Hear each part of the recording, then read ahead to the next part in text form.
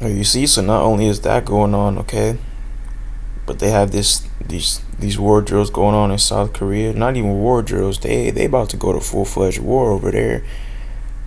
Okay, the U.S. and Ukraine about to go to war against Russia over there. Okay, so we on the brink of World War III, man. And Esau Edom is going to be put down by Yahushua coming to end of World War III, man. And not only is this war going on, but it just so happens that the truth is actually being pushed out at an even faster rate because the celebrities are talking about it in the news and in press conferences. Kanye and Kyrie. Just goes to show that we really at the end of this thing, man. And them same small hats that are out here persecuting our people and got them on slave contracts and just own everything. Okay, which Kanye did not lie about. It's also gonna be them that draws people out for World War III. Jeremiah 49:16.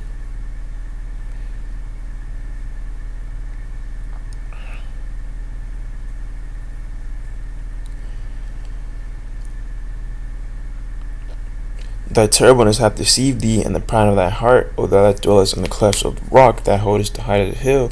Though thou shouldest make thy nest as high as the eagle, I will bring thee down from thence, saith Yahweh Bashem Yahushua.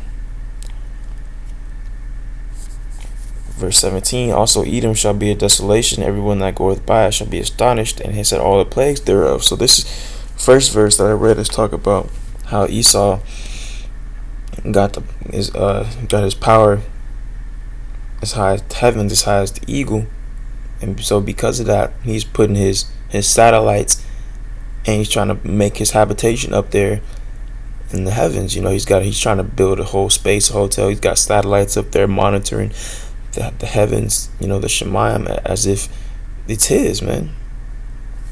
The pride of his heart has deceived thee. Verse 18, as in the overthrow of Sodom and Gomorrah and the neighboring cities thereof, saith Yahweh Bashem Yahushua, no man shall abide there, neither shall a son of man dwell in it.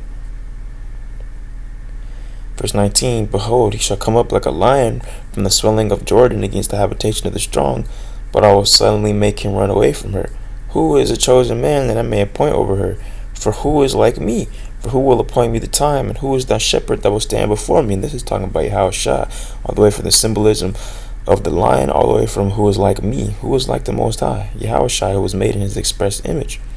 Verse 20, therefore hear the counsel of Yahweh Bashem Yahushua that he hath taken against Edom, and his purposes that he hath purposed against the inhabitants of Teman. Surely the least of the flock shall draw them out. Surely he shall make their habitations desolate with them, right? The least of the flock, Amalek. Them Amalekites, them Jewish people, because of selfish icks means to be like or to replicate. They gonna be the ones that draw out all the nations to really full-fledgedly go into World War III. But right now we're still in prophecy being fulfilled in the book of Matthew. It talks about, and you shall hear of wars and rumors of wars, and the word rumor here just means report. And the Greek word ekoe, Strong's G189, the sense of hearing, okay, the organ of hearing, the ear, the thing heard, okay, from G191, hearing, audience, ear, fame, which ye heard, hearing, preach, report, rumor. Okay, continue on to verse 6, see that ye be not troubled, for all these things must come to pass, but the end is not yet. For nation shall rise against nation, and kingdom against kingdom, and there shall be famines and pestilences and earthquakes in diverse places. All of these are the beginnings of sorrows. You see? So we're seeing nation against nation. We're seeing kingdom against kingdom.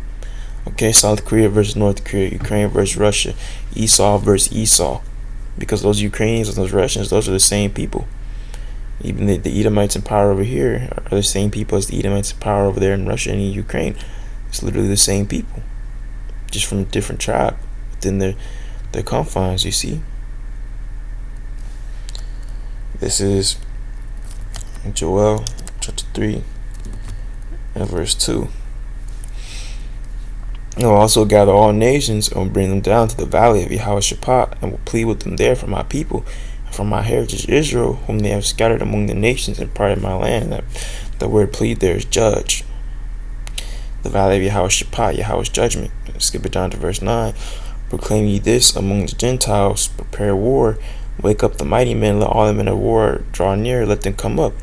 Be your plowshares into swords, and your pruning hooks into spears. Let the weak say, I am strong. And that's exactly what's happening from Ukraine all the way down to South Korea and Taiwan. Even before they had U.S. influence and help, man, they stood up to these people, and the weak are now saying, I am strong. This is all prophecy, and the Lord is moving his chess pieces so that the day of Armageddon can be fulfilled, and thermonuclear fire can rain down from the heavens, and Yahushua can be sent down to deliver his elect. Verse 11, assemble yourselves and come, all ye heathen, and gather yourselves together round about to the cause of that mighty ones to come down, O Yahweh Bashem Yahushua. Let the heathen be wakened, and come out to the valley of Yehoshaphat, for there will I sit to judge all the heathen round about. Put ye in the sickle, for the harvest is ripe. Come, get you down, for the press is full, the fats overflow, for their wickedness is great, right? Yahushua is going to be down here cutting down stalks of trees, because we know that the other nations are liking unto trees as if it were a harvest. Okay, he also spoke about this parable as well in the New Testament, verse 14. Multitudes and multitudes in the valley of decision, for the day of Yahweh Bashem Yahshua is near in the valley of decision. You see, all these things must come to pass pursuant to 2 Ezra, the 9th chapter. He answered me then and said, measure thou the time diligently in itself, and when thou seest part of the signs past, which I have told thee before, then shalt thou understand that it is the very same time wherein the highest will begin to visit the world which he made. How is he visiting the world and when he made? Well, it says here in verse 3, therefore when there shall be seen earthquakes and uproars of the people in the world, then shalt thou well understand that the Most High spake of those things in the days that were before thee, even from the beginning. For like as all that is made in the world hath a beginning and an end, and the end is manifest, even so the times also of the highest have plain beginnings, and wonder, and powerful works, and endings, and effects, and signs. You know, this is the book of Revelation. Chapter 11, and verse 14. The second woe is past, and behold, the third woe cometh quickly, which is an attest to the sign of the times that we're in, because the third woe is approaching very quickly. You know, you look at the times coming, you know, you measure the time diligently, we can see that that things like this, South Korea scrambling fighter jets, okay, Russia making threats of catastrophic consequences, okay, the truth being pushed out here at a higher rate than ever before, a faster rate ever before. People now are trying to inquire and really learn who they are. You know, this is how we know that we're at the end, man. So with that, I'd like to give all praise, honor, and glory unto Yahweh, Ba'ashem Yahushai, Ba'ashem Rakakwadash. Until next time, I say Shalom.